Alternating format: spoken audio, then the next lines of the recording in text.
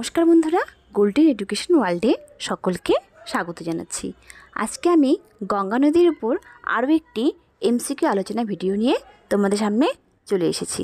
চলো তাহলে ভিডিওটি দেখে নাও। ভিডিওটি কেমন লাগলো কমেন্টে জানাবে, আর ভালো লাগলে লাইক করে দেবে।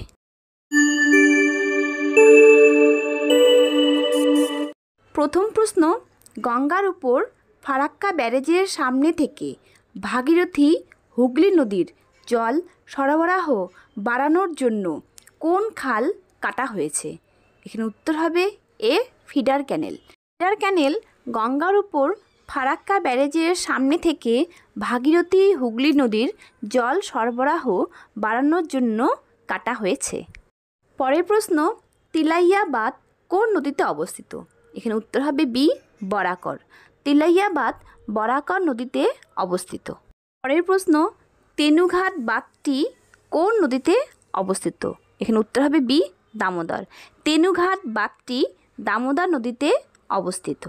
বাঁধটি 1972 সালে নির্মাণ হয়েছিল এবং 1985 সালে চালু হয়েছিল। পরের প্রশ্ন, মাইথন বাঁধটি কোন নদীতে অবস্থিত? এখানে উত্তর হবে সি, বরাকর। মাইথন বাঁধটি বরাকর নদীতে অবস্থিত। এটি ঝাড়খণ্ডের ধানবাদ জেলার কাছে অবস্থিত। এই বাঁধটির মূল উদ্দেশ্য হল বন্যা নিয়ন্ত্রণ এবং জলবিদ্যুৎ উৎপাদন। এই প্রশ্ন, কোনার বাঁধটি কোন নদীতে অবস্থিত? এখানে উত্তর হবে সি, কোনার। কোনার বাঁধটি কোনার নদীতে অবস্থিত। এটি ঝাড়খণ্ডের হাজারিবাগ জেলায় অবস্থিত। প্রশ্ন, বাংলার দুঃখ বলা হয় কোন নদীকে? এখানে উত্তর হবে বি, দামোদর। বাংলার দুঃখ বলা হয় দামোদর নদীকে। পরের প্রশ্ন, পাঞ্চেত বাঁধটি কোন নদীতে অবস্থিত? এখানে উত্তর হবে এ, দামোদর।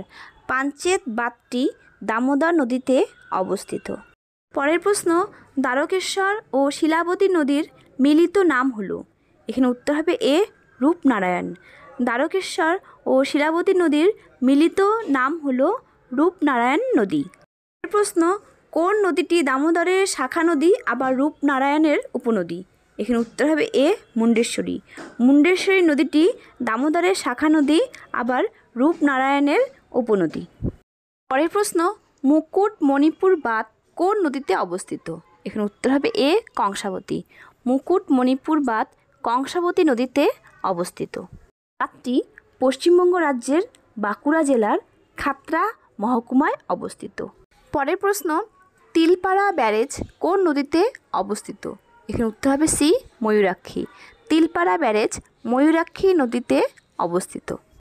পরের প্রশ্ন, কোন নদীটি আলাদা? এখানে উত্তর হবে ডি, সুবর্ণরেখা। সুবর্ণরেখা নদীটি আলাদা। কেন আলাদা?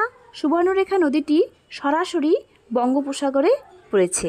বাকি তিনটি নদী হুগলি নদীতে মিলিত হয়েছে। পরের প্রশ্ন, গান্ধীসাগর ড্যাম কোন নদীতে অবস্থিত? এখানে উত্তর হবে বি, চম্বল। গান্ধীসাগর ড্যাম চম্বল নদীতে অবস্থিত। এটি মধ্যপ্রদেশের মন্দসৌর জেলায় অবস্থিত।